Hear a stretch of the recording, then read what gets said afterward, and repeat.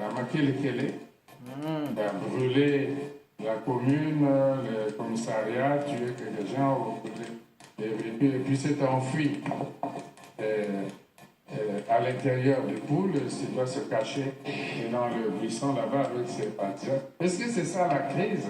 Si c'est ça la crise, je dois demander aux populations du pool, aux dirigeants politiques du pool, je leur demande de se mettre avec le président pour isoler Toumi et ses partisans.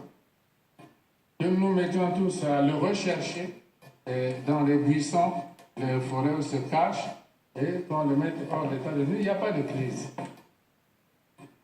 Bon, entre-temps, ils sortent de buissons, arrêtent les gens qui circulent sur la voie, prennent leurs biens, brûlent les véhicules, vont voler des explosifs.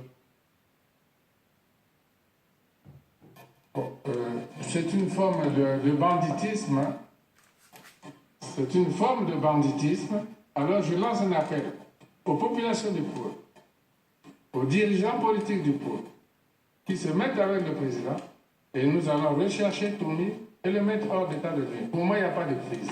Le pays va continuer sa marche et va se construire. Et le programme que le président a annoncé pour le peuple va être réalisé. Alors c'est cet appel que je lance aux populations du Pôle, au lieu de fuir, d'avoir peur, aux dirigeants politiques. Ils ne peuvent pas jouer double jeu. Ils ne peuvent pas jouer double jeu. Ils doivent prendre position clairement. Ils se mettent avec le président et les populations. On isole tout le monde, on le recherche. Comme tous les bandits, on ne va pas le tuer. Mais il y a un procès et on l'amènera en justice et il va répondre de ses actes.